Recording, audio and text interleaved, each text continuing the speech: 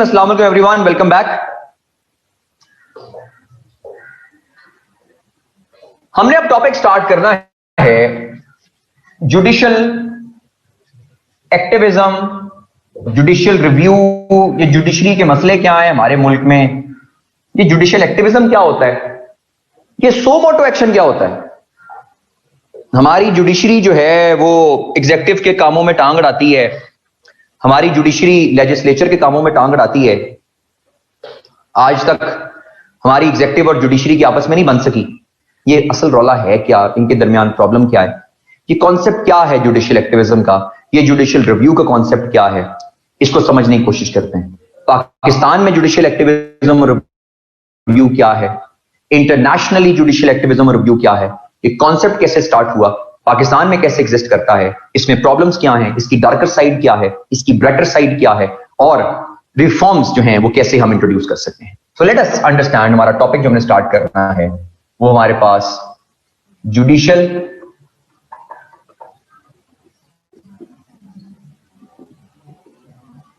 Activism का। लेकिन मसला ये है कि जुडिशियल एक्टिविज्म का टॉपिक आपको तब तक समझ नहीं आ सकता जब तक आप इसके साथ साथ एक और छोटा सा टॉपिक ना समझें, वो है जुडिशियल रिव्यू का।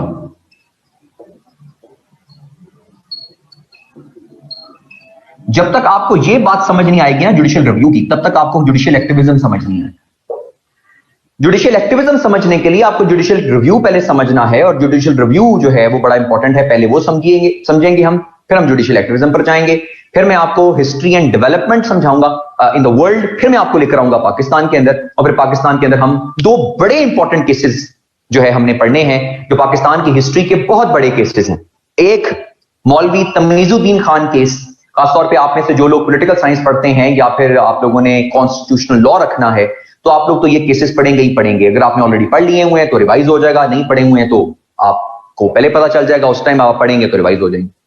तो मौलवी तमीजुद्दीन खान केस पढ़ेंगे, साथ 200 केस पढ़ेंगे, उसके अलावा आसमा जिलानी केस पढ़ेंगे, जिनको हम आसमा जहांगीर भी कहते हैं। आसमा जहांगीर केस क्या था इसको देखेंगे। मैं समझता हूं कि पाकिस्तान की हिस्ट्री का सबसे बड़ा केस है मौलवी तमीजुद्दीन खान केस। इससे बड़ा केस पाकिस्तान की हिस्ट्री में आज तक नहीं आया, इससे बड़ा फैसला पाकिस्तान की हिस्ट्री में आज तक नहीं आया, क्योंकि इस फैसले ने जितना नुकसान पहुंचाया पाकिस्तान को, किसी फैसले ने, जुडिशियल फैसले ने इतना नुकसान नहीं पहुंचाया। कुछ लोग कहते हैं कि भुट्टो साहब की फांसी का जो फैसला था वो पाकिस्तान की तारीख का सबसे बड़ा फैसला था, लेकिन मेरा अपना जाती ओपिनियन यह है कि मौलवी तमीजुद्दीन खान केस के अंदर जो फैसला आया था वो पाकिस्तान की हिस्ट्री का सबसे बड़ा फैसला था। क्योंकि अगर मौलवी तमीजुद्दीन खान केस का वो फैसला ना आता, जो फैसला असल में आया था, आपके पास भुट्टो साहब का केस ही एग्जिस्ट ना कर रहा होता। तो भुट्टो साहब का केस ही तब एग्जिस्ट कर रहा था तो जब ये आपके पास मौलवी तमीजुद्दीन खान केस वाला आपके पास जो है वो फैसला आया था। खैर, ये केस था क्या, पाकिस्तान की हिस्ट्री में जुडिशियल एक्टिविज्म रिव्यू क्या है, इसको अंडरस्टैंड करते हैं। Let us first of all understand what is the concept of judicial review, then we will understand the concept of judicial activism. Understand कर लीजिए, मैं आपको एक कॉन्सेप्ट समझाने लगा हूं। अपनी कॉपी पेंसिल जो आप लोग अगर इस्तेमाल कर रहे हैं उसको जरा छोड़ दीजिए, पहले जरा समझ लीजिए इस पॉइंट को। जो लिखने वाली चीज होगी वो मैं आपको लिखवा दूंगा, पहले जरा समझ लीजिए जिस कॉन्सेप्ट को हम समझने लगे हैं। और वो कॉन्सेप्ट है जुडिशियल रिव्यू का, जिसको हम पहले सादी जुबान में समझेंगे, फिर उसके बाद फिर हम इसकी मैं डेफिनेशन की तरफ जाऊंगा और आपको समझाऊंगा कि ये कॉन्सेप्ट क्या एग्जिस्ट करता है। Let us understand this very important point, judicial review. Democratic countries में कॉन्स्टिट्यूशन से ऊपर कोई चीज नहीं होती। Constitution is the supreme law of the land. Constitution से ऊपर कुछ एग्जिस्ट नहीं कर रहा होता डेमोक्रेटिक कंट्रीज में, और इसीलिए जो कॉन्स्टिट्यूशन को एब्रोगेट करता है, इसीलिए जो कॉन्स्टिट्यूशन को तोड़ता है, जो कॉन्स्टिट्यूशन को सप्रेस करता है, उसको सजा भी सबसे बड़ी वाली मिलती है। Article 6 of the constitution of Pakistan क्या कहता है? Whosoever abrogates the constitution or holds the constitution in abeyance is tantamount to high treason। यानी वो हाई ट्रीजन करेगा अगर कोई कॉन्स्टिट्यूशन को एब्रोगेट करेगा।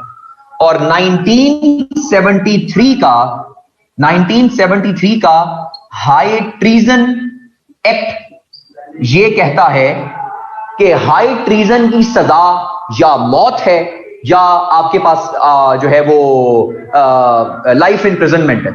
So according to 1973 High Treason Act, the punishment of high treason is basically capital punishment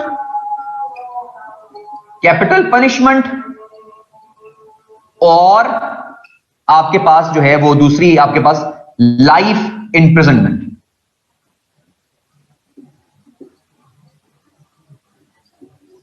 life imprisonment या capital punishment. So whosoever abrogates the constitution will be tantamount to high treason and high treason is punishable by death or life imprisonment. तो बात यह है कि supreme आपके मुल्क में democratic मुल्क है, कॉन्स्टिट्यूशन से ऊपर कोई चीज एग्जिस्ट नहीं कर रही होती। जो कॉन्स्टिट्यूशन को तोड़ता है, खेलता है उसके साथ, उसको हाई ट्रीजन माना जाता है और हाई ट्रीजन की सजा या मौत है या कैपिटल पनिशमेंट है या फिर आपके पास जो है वो लाइफ इम्प्रिजनमेंट है। 1 मिनट दीजिएगा, अजान हो जाए उसके बाद कंप्लीट।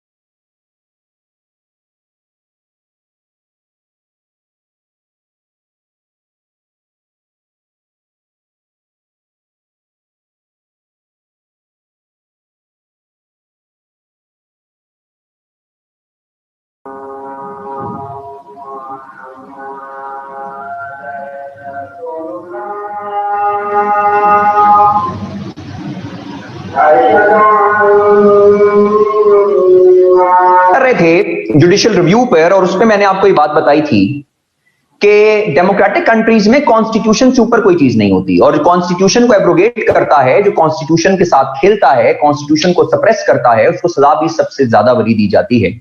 यानी according to high treason act 1973, high treason is punishable by capital punishment और लाइफ इम्प्रिजनमेंट। सो हमने अब ये अंडरस्टैंड कर लिया, गौर से सुनिए इस पॉइंट को, बड़ा इंपॉर्टेंट पॉइंट समझाने लगा हूं आपको मैं। यानी कॉन्स्टिट्यूशन से ऊपर कुछ नहीं है, कॉन्स्टिट्यूशन सुप्रीम है। कॉन्स्टिट्यूशन के अलावा आपके पास जो है कोई चीज, लॉ कॉन्ट्राडिक्टरी उसके एग्जिस्ट नहीं कर सकता, क्योंकि कॉन्स्टिट्यूशन से सबसे ज्यादा इंपॉर्टेंट चीज आपके मुल्क के अंदर जो है डेमोक्रेटिक में, वो कॉन्स्टिट्यूशन एग्जिस्ट करता है। अच्छा, अब गौर से सुनिए इस पॉइंट को।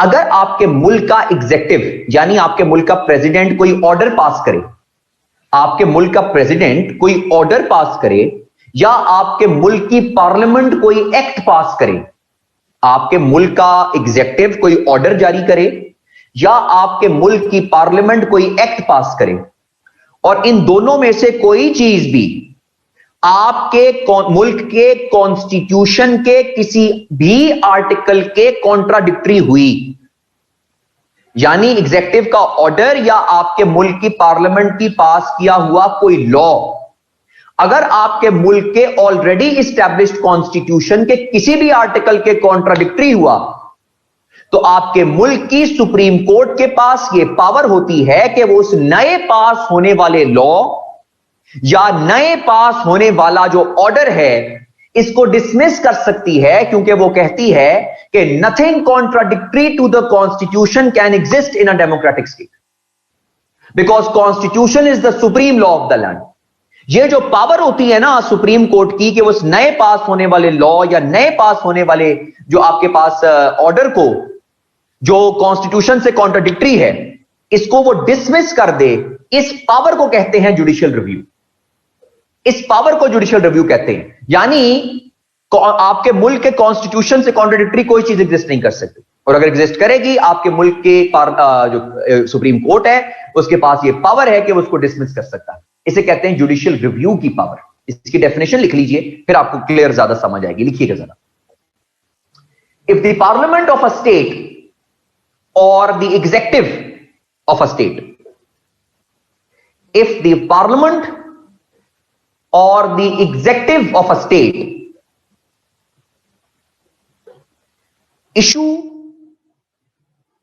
या पार्लियामेंट ऑफ अ स्टेट और executive of a state pass an act if the parliament or the executive of a state pass an act or an order, pass an act or an order which is contradictory to the fundamental law of the state, which is contradictory to the fundamental law of the state. Fundamental law को constitution भी कहते हैं. Which is contradictory to the fundamental law of the state, then the judiciary has the power. Then the judiciary has the power to strike down such law or the order. Then the judiciary has the power to strike down such law or the order. This power of the Supreme Court, or this power of the judiciary, this power of the judiciary is called the judicial review power.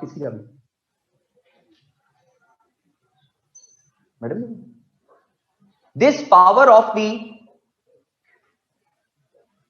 judiciary is called the judicial review power. Clear हो गया? फिर बोल रहा हूं. If the parliament of a state, if the parliament of a state passes an act or the executive passes an order which is contradictory to the fundamental law of the state, yani ke constitution, then the judiciary has the power to strike down such law or the order.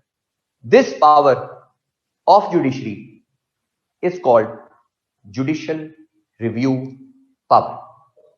Point clear हो गया? ये point clear हुआ जी? Definition clear हो गई? Anyone? Okay. आगे चलते हैं. अब हम स्टार्ट कर रहे हैं हिस्ट्री एंड डेवलपमेंट.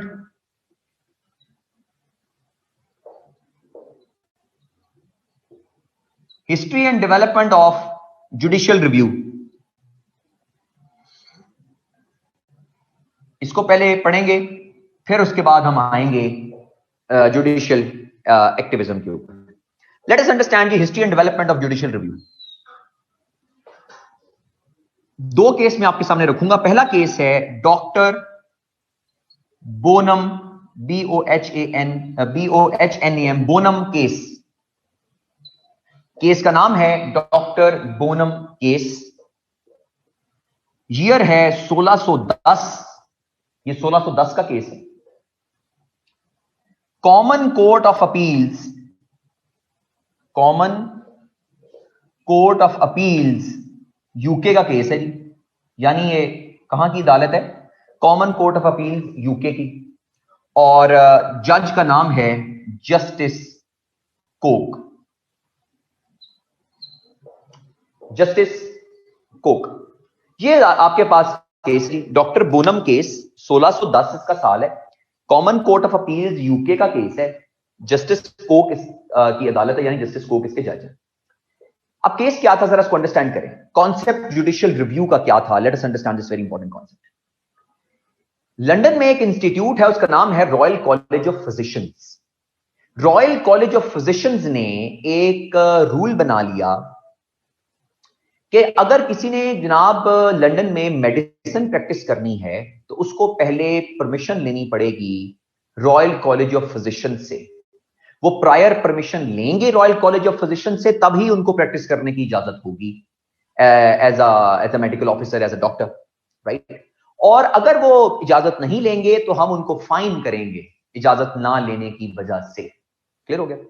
हुआ क्या कि अल्टीमेटली ये जो उन्होंने लॉ बनाया था ना, इसको यूके की पार्लियामेंट ने अप्रूव कर दिया. यूके की पार्लियामेंट ने कहा कि हाँ भाई जनाब, आपके पास पावर है कि आप किसी भी उस शख्स को फाइन कर सकते हो कि जो कि फॉर एग्जांपल आपसे परमिशन नहीं लेता, और आधा पैसा जो है फाइन का वो गवर्नमेंट ट्रेजरी में चला जाएगा और आधा पैसा रॉयल कॉलेज ऑफ फिजिशियंस अपने पास रख लेगा. ठीक हो गया जी? तो ये रूल भी बन गया, लॉ भी बन गया, एक्ट भी पास हो गया. डॉक्टर बोनम नाम का एक बंदा था, डॉक्टर था, जिसने रॉयल कॉलेज ऑफ फिजिशियंस से प्रायर परमिशन नहीं ली। रॉयल कॉलेज ऑफ फिजिशियंस ने डॉक्टर बोनम को कॉल किया, उन्होंने कहा जनाब आपने हमारे परमिशन नहीं ली। डॉक्टर बोनम ने कहा जी हमने आपसे परमिशन नहीं ली। उन्होंने डॉक्टर बोनम को फाइन कर दिया। डॉक्टर बोनम ने फाइन पे करने से इनकार कर दिया। जब डॉक्टर बोनम ने फाइन पे करने से इनकार किया, उन्होंने पकड़ के डॉक्टर बोनम को जेल में डाल दिया। Doctor Bonham was sent to jail because of not जो है वो प्रोवाइडिंग द फाइन। जब वो जेल में चले गए तो डॉक्टर बोनम ने जेल से एक केस फाइल किया common court of appeals UK में, जिनके जज थे जस्टिस कुक। अब अपना डॉक्टर बोनम ने केस क्या फाइल किया, इसको गौर से सुनिए। डॉक्टर बोनम कहते हैं कि जज साहब ये एक इंटरनेशनल प्रिंसिपल है कि someone can not be a जज in its own case. Someone can not be a जज इन इट्स ओन केस। अब अपने केस में जज नहीं हो सकते। क्लियर? तो भाई रॉयल कॉलेज ऑफ फिजिशियंस के पास मुझे फाइन करने की पावर तो है, लेकिन अगर मैं फाइन पे ना करूं तो मुझे जेल में डालने का इख्तियार उनके पास नहीं है। मुझे जेल में डालने का इख्तियार सिर्फ जज के पास है या जुडिशरी के पास। तो रॉयल कॉलेज ऑफ फिजिशियंस ने मुझे फाइन ना पे करने की वजह से मुझे जेल में डाल दिया, मतलब दे हैव बीन द जज इन देयर ओन केस। खुद ही अपने केस में जज बन गए। यूके का लॉ भी यही कहता है कि you can not be a जज इन योर ओन केस, और ये अपने केस में जज बन गए। इसीलिए इन्होंने यूके के कॉन्स्टिट्यूशन को भी एब्रोगेट किया और इन्होंने लॉज भी तोड़े। तो लो जी, डॉक्टर बोनम ने ये केस फाइल किया। जस्टिस कोक ने कहा कि जनाब बात आपको बिल्कुल ठीक है। जस्टिस कोक ने डॉक्टर बोनम को वहां से रिहा कर दिया। उन्होंने कहा कि जी बात इसकी ठीक है, और डॉक्टर बोनम को वहां से रिहा कर दिया। जब रिहा उन्होंने किया, उसके ऊपर उन्होंने जजमेंट दी। जजमेंट की 2 लाइनें लिख लीजिए अंडरस्टैंड करने के लिए। देखें जी, डॉक्टर बोनम कहते हैं, जस्टिस कोक कहते हैं डॉक्टर बोनम केस में, फैसले में 2 लाइनें लिखिए। वो कहते हैं if an act of parliament is against common right and reason. वो कहते हैं कि if an act of parliament, when an act of parliament, sorry, if नहीं, when an act of parliament is against common right and reason, when an act of parliament is against common right and reason or repugnant,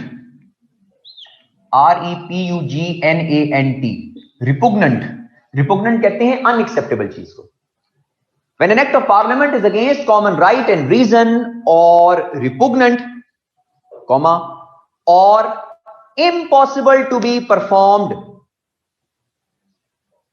or impossible to be performed, the common law will control it. common law, UK के law को common law कहते थे।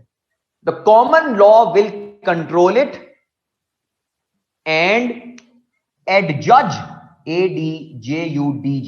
adjudge such act to be void, adjudge such act to be void, void, void। दोबारा सुन लीजिए। Justice को कहते हैं decision में कि when an act of parliament is against common right and reason or repugnant or impossible to be performed, the common law will control it and adjudge such act to be void। ये फैसला दिया जो है वो justice Coke ने doctor Bonham case में। ये world history में पहली दफा ऐसा हुआ था कि किसी अदालत ने अपना जुडिशियल रिव्यू का कॉन्सेप्ट इस्तेमाल किया था। That is why justice Coke is called father of judicial review. Justice Coke को फादर ऑफ जुडिशियल रिव्यू कहा जाता है क्योंकि पहली दफा हिस्ट्री ऑफ द वर्ल्ड में इन्होंने ये इस्तेमाल किया था जो है review, concept of judicial review. इनके फैसले को देखिए क्या कहते हैं। When an act of parliament is against common right and reason, ये common right and reason के खिलाफ है कि आप अपने केस में जज बन जाओ, और repugnant, unacceptable भी, और impossible to be performed, ये आप परफॉर्म भी नहीं कर सकते। The common law will control it, यानी यूके के लॉज को कंट्रोल करेगा, and adjudge such act to be void, और इस एक्ट को हम void कर देंगे, डिसमिस कर देंगे, यानी जुडिशियल रिव्यू लेकर हम उसको डिसमिस कर देंगे। क्लियर हो गया जी? ये हमारे पास केस आ गया, पहला केस जिसमें से कॉन्सेप्ट स्टार्ट हुआ जुडिशियल रिव्यू का। ये केस क्लियर हुआ जी? Is this case clear? आगे चले दूसरे केस पर। बड़ा मशहूर केस है, आप लोगों में से शायद किसी ने ऑलरेडी सुना भी हो, और अगर आपने यूएस हिस्ट्री पढ़ी हुई होगी तो आपने ये पढ़ा होगा, नहीं पढ़ी हुई होगी तो आपने पढ़ना ही है। उसे कहते हैं Marbury versus Madison case. Marbury versus medicine.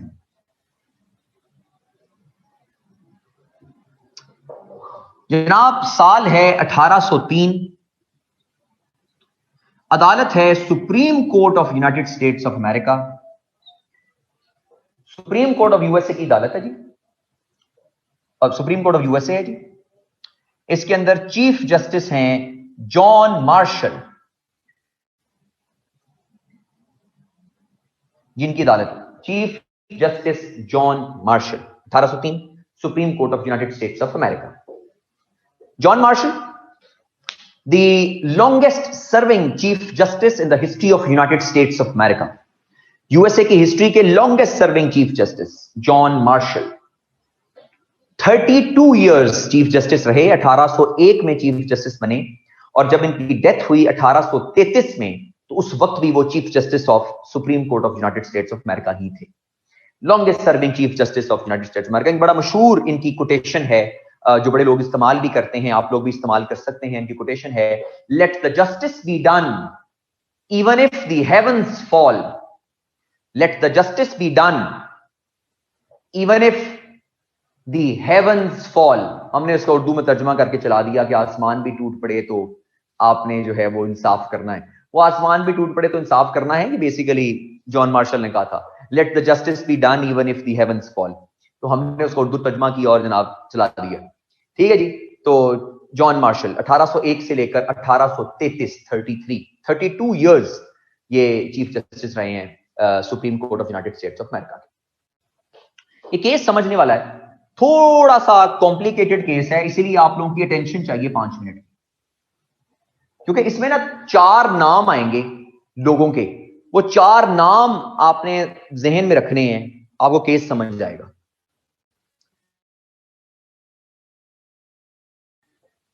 अगर दुनिया का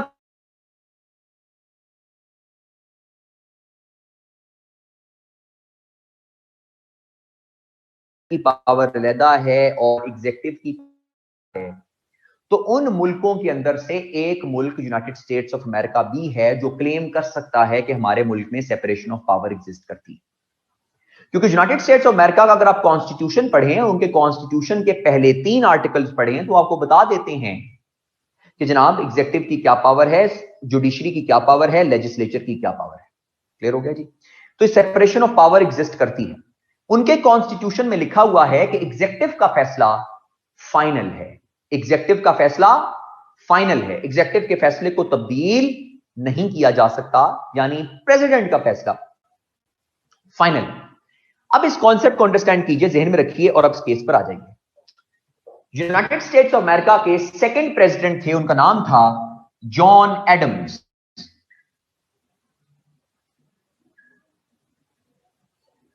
यूनाइटेड स्टेट्स ऑफ अमेरिका के सेकंड प्रेसिडेंट थे, उनका नाम था जॉन एडम्स। जॉन एडम्स ने ना अपनी प्रेसिडेंसी के आखिरी दिन कुछ ऑर्डर्स पास किए। उन ऑर्डर्स में से एक ऑर्डर था, उन्होंने ये मरबरी बाई को एक जगह पर जज लगाया था।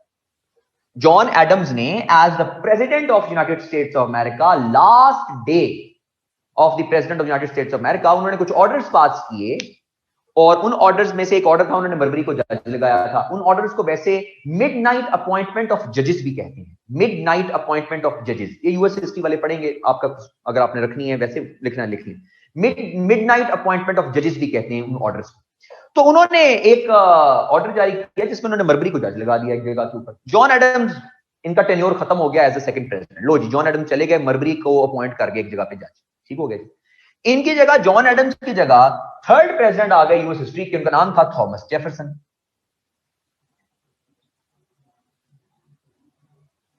Thomas Jefferson. अब थॉमस जेफरसन आ गए इनकी जगह पर, जॉन एडम्स की जगह पर। अब थॉमस जेफरसन की अपनी कैबिनेट भी थी, थॉमस जेफरसन के अपने वजीर भी थे। तो वहां पर यूके में और यूएस में आपको पता है कि वजीरों को मिनिस्टर नहीं कहते, उनको सेक्रेटरी ऑफ स्टेट कहते हैं। सेक्रेटरी ऑफ स्टेट, हम मिनिस्टर कहते हैं, वो सेक्रेटरी ऑफ स्टेट कहते हैं। तो थॉमस जेफरसन की कैबिनेट में एक सेक्रेटरी ऑफ स्टेट थे, उनका नाम था जेम्स मैडिसन। ये जेम्स मैडिसन जो बाद में यूएस के प्रेसिडेंट भी बने थे। जेम्स मैडिसन उस टाइम थॉमस जेफरसन की कैबिनेट एज अ प्रेसिडेंट उनकी कैबिनेट में भी शामिल। क्लियर हो गया?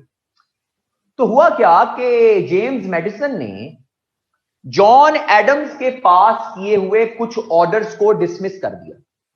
यानी James Madison secretary of state ने president of US John Adams के कुछ ऑर्डर्स जो उन्होंने पास किए थे, मिडनाइट अपॉइंटमेंट ऑफ जजेस, उसमें से कुछ ऑर्डर्स को उन्होंने फारिग कर दिया। उनमें से एक ऑर्डर वो भी फारिग हो गया जिसमें उन्होंने मरबरी को जज लगाया था जॉन एडम्स। उन्होंने कहा कि जी प्री रेक्विजिट्स जो है ना जज होने के, वो ये मरबरी भाई अपना प्री रेक्विजिट्स पूरे नहीं करते, तो जब तक प्री रेक्विजिट्स पूरे नहीं करेंगे तो हम जज लगा नहीं सकते। ठीक हो गया जी, लो जी वो ऑर्डर डिसमिस हो गया जॉन एडम्स का। मरबरी भाईजान सुप्रीम कोर्ट में चले गए। इन्होंने सुप्रीम कोर्ट में जाकर अपने केस फाइल कर दिया और सुप्रीम कोर्ट में जाकर ये कहा कि सर जी बात ये है कि कॉन्स्टिट्यूशन से ऊपर कोई चीज नहीं होती डेमोक्रेटिक कंट्रीज में, और हम एक कॉन्स्टिट्यूशन वाले मुल्क हैं, हमारा मुल्क दुनिया में मशहूर है, कॉन्स्टिट्यूशन एग्जिस्ट करता है हमारे मुल्क के अंदर, तो कॉन्स्टिट्यूशन से ऊपर कोई चीज नहीं एग्जिस्ट करती। फिर भाई जब कॉन्स्टिट्यूशन में लिखा हुआ है एग्जेक्टिव का ऑर्डर फाइनल है, तो मैं भाई प्री रेक्विजिट पूरे करता हूं या ना करता हूं। जेम्स मैडिसन के पास ये पावर नहीं थी कि वो अपने जॉन एडम्स के ऑर्डर्स को डिसमिस करे। Constitution is the supreme law of the land. जब मुझे प्रेसिडेंट ने अपॉइंट कर दिया है एज अ जज, तो मेरी अपॉइंटमेंट को चैलेंज नहीं किया जा सकता, क्योंकि अगर आप मेरी अपॉइंटमेंट को चैलेंज करोगे आप कॉन्स्टिट्यूशन ऑफ यूएसए को चैलेंज कर रहे होगे, और कॉन्स्टिट्यूशन ऑफ यूएसए कहता है एग्जेक्टिव का ऑर्डर फाइनल है। इस केस के ऊपर फिर जॉन मार्शल ने मरबरी की बात मान ली। उन्होंने कहा जी आपकी बात बिल्कुल ठीक है। उन्होंने फिर जेम्स मैडिसन ने जो ऑर्डर जारी किए थे उसको उन्होंने डिसमिस कर दिया, वो डिसमिस हो गए। और उस डिसमिसल के ऊपर फिर जॉन मार्शल ने डिसीजन जो दिया उसकी 2 लाइनें लिख लीजिए। देखें जी जरा जॉन मार्शल के डिसीजन की 2 लाइनें, वो क्या कहते हैं? वो कहते हैं if a law written by the legislature, if a law written by the legislature conflicts with the constitution, if a law written by the legislature conflicts with the constitution, comma, the law is null and void. The law is null and void. Full stop. आगे लिखते हैं only laws which shall be made in pursuance of the constitution. Pursuance कहते हैं in accordance with the constitution. Only laws which shall be made in pursuance of the constitution are to be the supreme laws of the land. Pursuance of the constitution are to be the supreme laws of the land. Full stop. Chief justice John Marshall, इन्होंने reject कर दिया James medicine का जो order था। अब argument ये समझिए कि देखें, पहला जो हमने जी who said that, John Marshall ने कहा फरखंदा, अभी तो हमने आपको बताया कि जॉन मार्शल ने ये दिया है, डिसीजन दिया है, और किसने देना डिसीजन?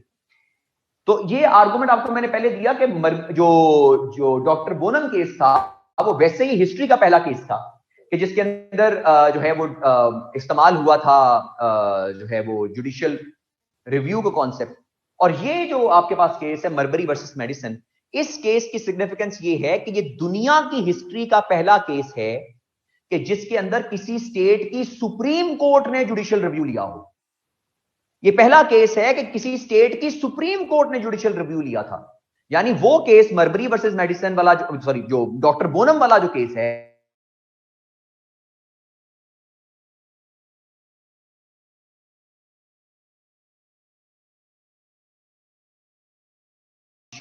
रिव्यू लिया था।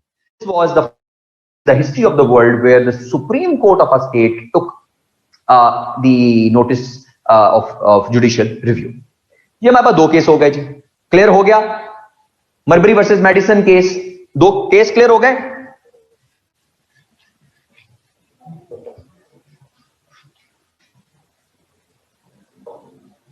ये केस क्लियर हो गया जी? जी दाऊद को क्वेश्चन।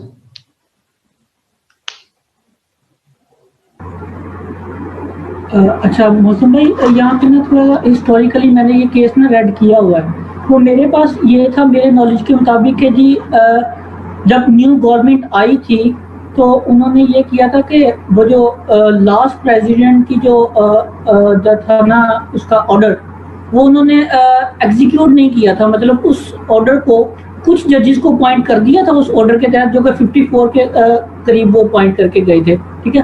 कुछ जजेस को उन्होंने अपॉइंट नहीं किया था, पर वो ये कहते थे कि जी अगर हम अपॉइंट कर देते हैं पिछले जजेस में तो हमारे पास कुछ एडमिनिस्ट्रेटिव इश्यूज आएंगे, क्योंकि वो जजेस तो वो फिर जॉन एडम्स के साथ वो काम में वो फिर जो पॉलिटिकल एक नैरेटिव चला था उस केस का, एक तो ये था। तो वो एक्चुअली डिसमिस नहीं किया था, मतलब मेरे ख्याल में वो ऑर्डर जो प्रीवियस का वो होल्ड कर लिया था, और वो उसको इशू नहीं कर रहे थे, उसकी पावर को मतलब एलोकेशन नहीं कर रहे थे। ऑर्डर हो गया हुआ था उसका जजेस का, फिर वो गए थे कि जी मेरा ऑर्डर करें इसको कि जी मेरी इशू करें कि मुझे। बात ये है सिंपल, मैंने आपको ये आर्गुमेंट दिया स्टार्ट के अंदर कि जनाब मिडनाइट अपॉइंटमेंट ऑफ जजेस में से कुछ ऑर्डर्स जो थे उनको हमने रहने दिया, उसको डिसमिस कर दिया, और कुछ को हमने अपॉइंट कर दिया। मतलब हमने सारे ऑर्डर्स डिसमिस नहीं किए जॉन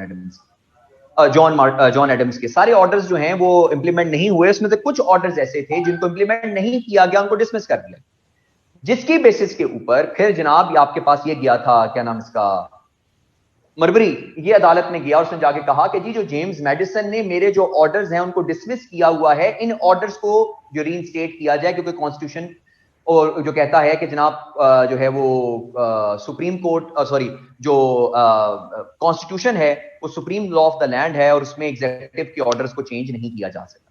उसके अंदर तमाम अपॉइंटमेंट्स जो हैं वो कैंसिल नहीं हुई थी, कुछ अपॉइंटमेंट्स ऐसी थी जो इंप्लीमेंट भी हो गई थी। यही तो हमने कहा कि तमाम ऑर्डर डिसमिस नहीं हुए थे, कुछ ऑर्डर्स हो गए थे जिसमें मरबरी का केस भी चला गया था। तो दैट इज वाई उन्होंने फिर ये किया था कि वो जो जेम्स मैडिसन ने जो ऑर्डर दिया था कि जिसके अंदर उन्होंने उसको अपॉइंटमेंट नहीं किया था, उसको उन्होंने कहा था कि जी प्री रिक्विजिट्स ये फुलफिल नहीं करता और एडमिनिस्ट्रेटिव मसले आ जाएंगे आपके, वो जो है वो अल्टीमेटली फिर उन्होंने ऑर्डर जारी किया था कि जनाब इसको किया जाए, इसको रीइंस्टेट किया जाए, या इसको आप समझ लीजिए कि इंप्लीमेंट किया जाए सारे के सारे डिसीजन को।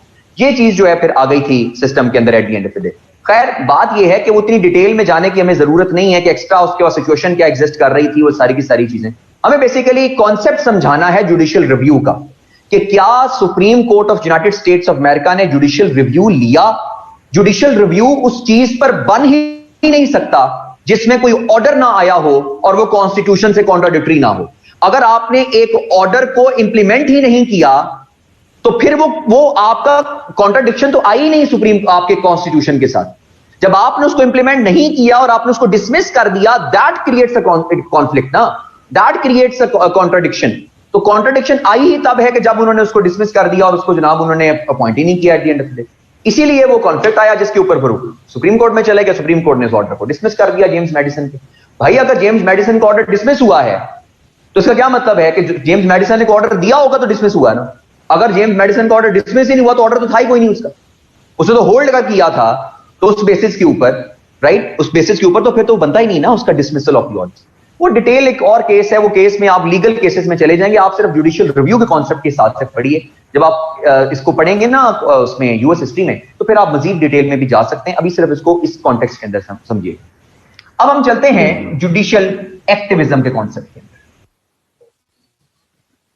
Let us understand the concept of judicial activism, कि जुडिशियल एक्टिविज्म का कॉन्सेप्ट क्या है। जुडिशियल एक्टिविज्म कॉन्सेप्ट को समझ लीजिए और उसके बाद फिर हम इसको पाकिस्तान के कॉन्टेक्स्ट में लेकर आएंगे, जुडिशियल एक्टिविज्म कॉन्टेक्स्ट को। अब जरा गौर से सुनिएगा दोनों में फर्क कहां पर आता है। हमने अभी एक बात डिस्कस की कि कॉन्स्टिट्यूशन से ऊपर कोई चीज नहीं होती है डेमोक्रेटिक कंट्रीज में, और कॉन्स्टिट्यूशन सबसे सुप्रीम होता है।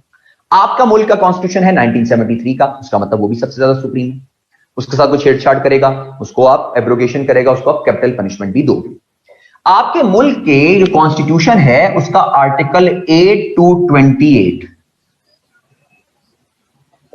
ये वो आर्टिकल्स हैं जो कि फंडामेंटल राइट्स के आर्टिकल्स हैं। कौन से आर्टिकल्स हैं? Fundamental rights. ये वो आर्टिकल्स हैं, अगर खुदा ना खास्ता आपका मुल्क का कॉन्स्टिट्यूशन एब्रोगेट भी हो जाए, आपके मुल्क का कॉन्स्टिट्यूशन खत्म भी हो जाए, वो डिसमिस भी हो जाए, तो ये आर्टिकल्स मौजूद रहेंगे। ये आर्टिकल्स कहीं नहीं जाते, ये आर्टिकल्स एग्जिस्ट करते रहेंगे। इनकी प्रोटेक्शन, इनकी इंप्लीमेंटेशन स्टेट का काम है। स्टेट इसको प्रोटेक्ट भी करती है इन आर्टिकल्स को और इंप्लीमेंट भी करती है इन आर्टिकल्स को। और अगर स्टेट इन आर्टिकल्स को इंप्लीमेंट ना करे तो फिर कोई और तो होगा ना जिसने इसको इंप्लीमेंट करना है। क्योंकि कॉन्स्टिट्यूशन सबसे ऊपर है, कॉन्स्टिट्यूशन में इंडिविजुअल्स के राइट्स हैं, इंडिविजुअल्स के राइट्स प्रोटेक्ट करना स्टेट का काम है। स्टेट अपने राइट, आप इंडिविजुअल्स के राइट्स प्रोटेक्ट नहीं कर रही तो फिर कोई तो करेगा, स्टेट इंडिविजुअल के राइट्स को प्रोटेक्ट। क्लियर हो गया? ये पॉइंट समझ लीजिए 8 to 28 वाला, कि आपके मुल्क के फंडामेंटल राइट्स एग्जिस्ट करते हैं, नंबर 8 to 28। क्लियर? आप गौर से सुनिए, आप इस पॉइंट को अंडरस्टैंड ज़हन में रखिएगा। और आप आइए चलते हैं जुडिशियल एक्टिविज्म के पॉइंट के ऊपर। पहले मैं सादी जुबान में समझाता हूं जुडिशियल एक्टिविज्म क्या होता है, फिर मैं आपको उसकी डेफिनेशन बताऊंगा। जुडिशियल एक्टिविज्म को समझिए। अगर आपके मुल्क की अदालत सुप्रीम कोर्ट, अगर आपके मुल्क की हाईएस्ट अदालत सुप्रीम कोर्ट, अगर वो एक्स्ट्रा किस्म की जो है एक्टिव हो जाए, एक्स्ट्रा एक्टिव हो जाए और वो काम भी करना शुरू कर दे जो उसकी जुरिस्डिक्शन में नहीं आते, तो उसको जुडिशियल एक्टिविज्म कहते हैं। फिर सुनिए, अगर आपके मुल्क की सुप्रीम कोर्ट वो काम भी करना शुरू कर दे एक्स्ट्रा एक्टिव होकर जो उसकी जुरिस्डिक्शन में नहीं आते, तो उसको जुडिशियल एक्टिविज्म कहते हैं। राइट? जुडिशियल एक्टिविज्म मतलब एक्स्ट्रा पावर इस्तेमाल करना वो शुरू कर दें। आम फहम जुबान में पाकिस्तान में इसको सो मोटो एक्शन कहते हैं, लेकिन मैं आपको एक्सप्लेन करता हूं, इसको डिटेल में समझाता हूं। उसको सो मोटो एक्शन कहते हैं, मतलब वो काम भी आप करना शुरू कर दो जो आपकी जुरिस्डिक्शन में नहीं आते, उसको सो मोटो एक्शन जो है वो उसको बेसिकली जो है वो कहते हैं। अब let us understand this point. Judicial activism यानी कि वो काम भी करना शुरू कर दे। अब अल्टीमेटली काम देखिए, गौर कीजिए। आपकी पार्लियामेंट, आपकी मुल्क, आपकी गवर्नमेंट का काम है इन आर्टिकल्स को इंप्लीमेंट करना। अगर आपके मुल्क की गवर्नमेंट या एग्जीक्यूटिव इन आर्टिकल्स को इंप्लीमेंट ना कर पाए, तो फिर सुप्रीम कोर्ट इसमें इंटरवीन होकर लोगों को ये राइट्स प्रोवाइड करे। जो असल काम तो गवर्नमेंट का था, लेकिन अगर सुप्रीम कोर्ट ये काम करे, उनको राइट्स प्रोवाइड करे, इसको जुडिशियल एक्टिविज्म कहते हैं। जुडिशियल एक्टिविज्म का मतलब कि सुप्रीम कोर्ट के पास ये पावर है कि वो किसी भी ऐसी चीज में कोई ऑर्डर इशू कर सकती है जो कि फंडामेंटल राइट्स के रिलेटेड हो, यानी anything pertaining to the fundamental rights, supreme court के पास पावर है कि उसमें वो ऑर्डर कर सकती है। क्लियर है? इसकी डेफिनेशन लिखिए, फिर पाकिस्तान में हम जुडिशियल एक्टिविज्म पे बात करेंगे, उसको हम देखते हैं। लिखिए डेफिनेशन, लिखिए जुडिशियल एक्टिविज्म, लिखिए, देखें जी। If the government of a state fails to take action on any emerging issue, if the government of a state fails to take action on any emerging issue, then the judiciary gets active to protect the interests of public. Then the judiciary gets active to protect the interests of public that are provided to them under the fundamental rights that are provided to them under the fundamental rights of the constitution of that state, that are provided to them under the fundamental rights of the constitution of that state. This is called judicial activism, under the fundamental rights of the constitution of that state. This is called judicial activism. फिर सुन लीजिए, if the government of a state fails to take action on any emerging issue, then the judiciary gets active to protect the interests of public that are provided to them under the fundamental rights of the constitution of that state, that are provided to them under the fundamental rights of the constitution of that state. इसको कहते हैं judicial activism, यानी extra active हो जाए, वो काम भी करना शुरू कर दे जो उसकी जुरिस्डिक्शन में नहीं आते। अब हम बात कर रहे हैं जुडिशियल एक्टिविज्म इन पाकिस्तान की, वो जरा समझ लीजिए कैसे होता है जुडिशियल एक्टिविज्म इन पाकिस्तान। फिर हम केसेस पर जाएंगे।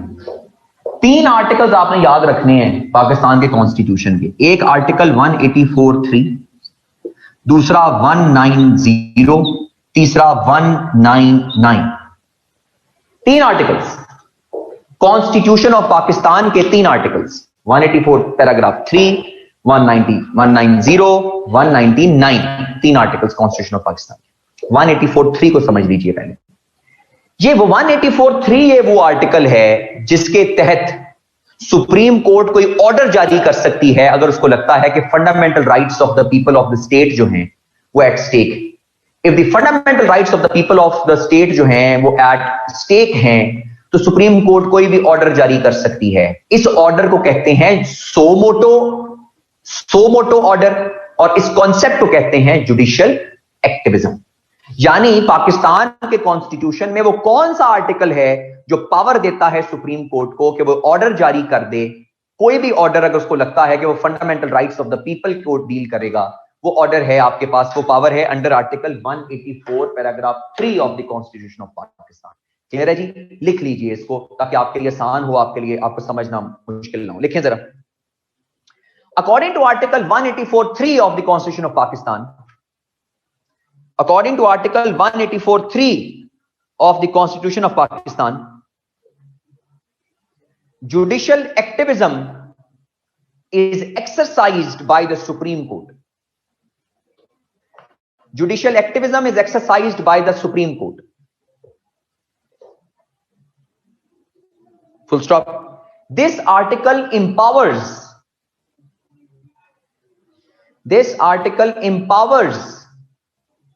the Supreme Court to make an order, empowers the Supreme Court to make an order if it considers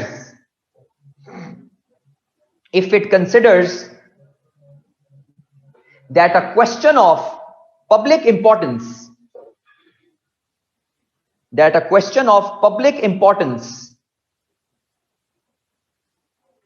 with regard to enforcement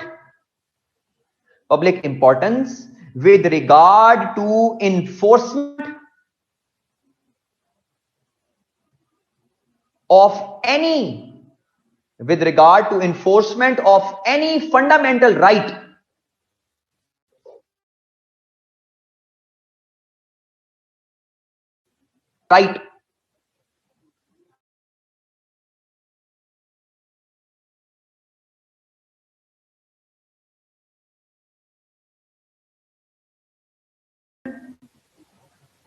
is involved। ये आपके पास एग्जिस्ट करता है। इस आर्टिकल को क्या कहते हैं? Article 184 paragraph 3 of the constitution of Pakistan. इसको सोमोटो एक्शन भी कहते हैं। अब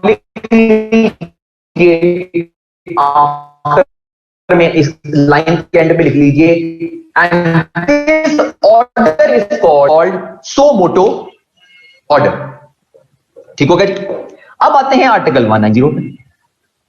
दूसरी पावर देख लीजिए। आर्टिकल 190 का मतलब है कि आपकी सुप्रीम कोर्ट के पास यह पावर है कि तमाम जुडिशियल इदारे और एग्जीक्यूटिव इदारे सुप्रीम कोर्ट के मातहत हैं, सुप्रीम कोर्ट की एड के लिए मौजूद है। मातहत नहीं है, एड के लिए मौजूद है। यानी सुप्रीम कोर्ट की मदद के लिए, सुप्रीम कोर्ट को अगर कोई मदद चाहिए तो all the executive and judicial organs and authorities should be present for the aid of supreme court.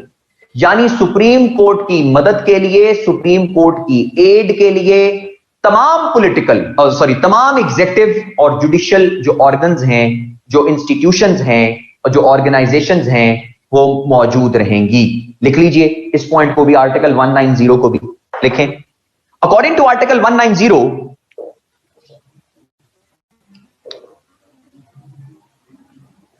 all executive and judicial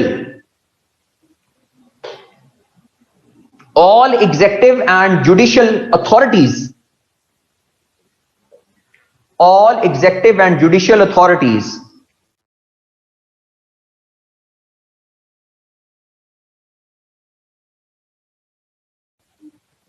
shall act in aid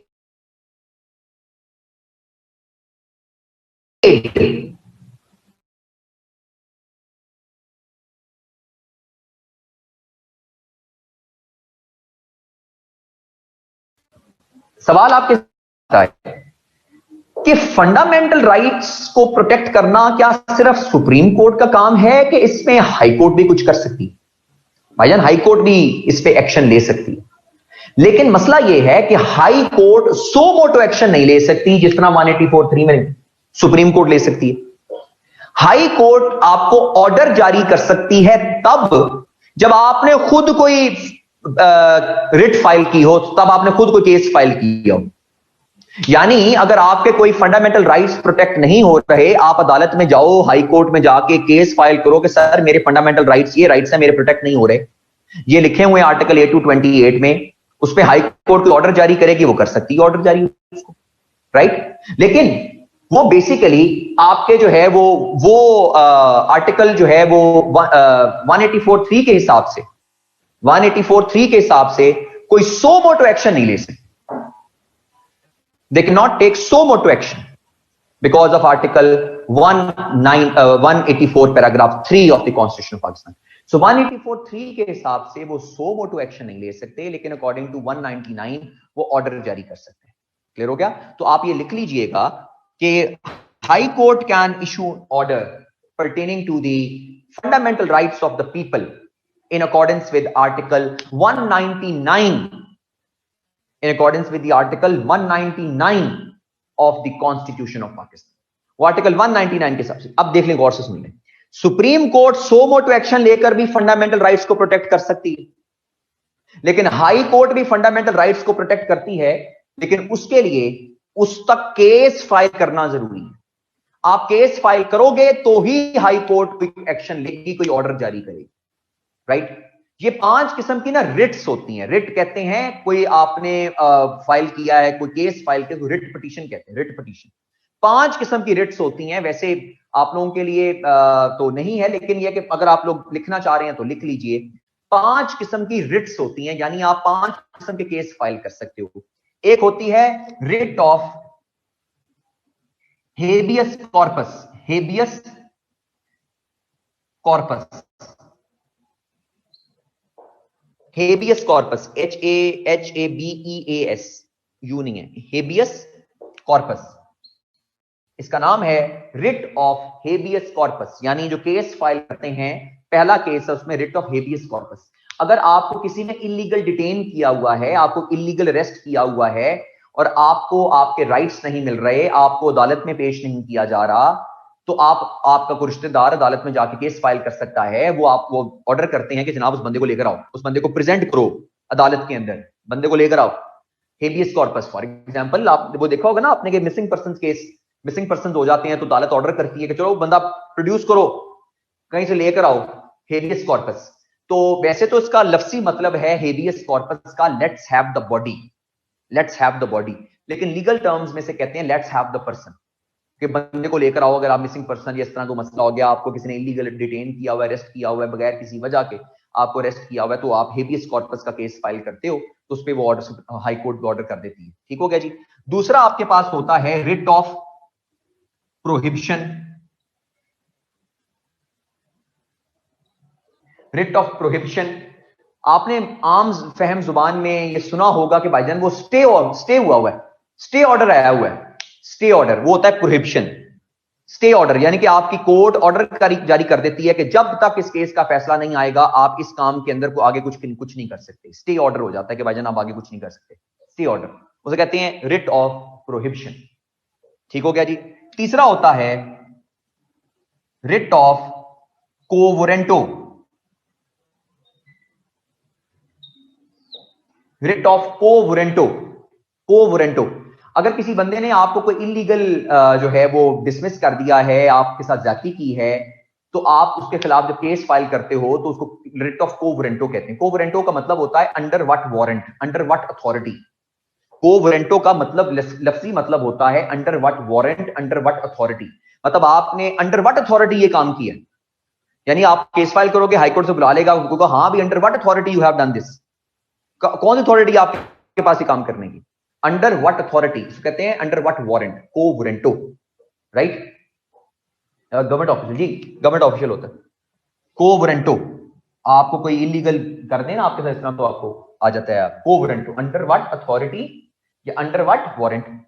चौथा होता है रिट ऑफ, आपके पास सर्टियोरेराई,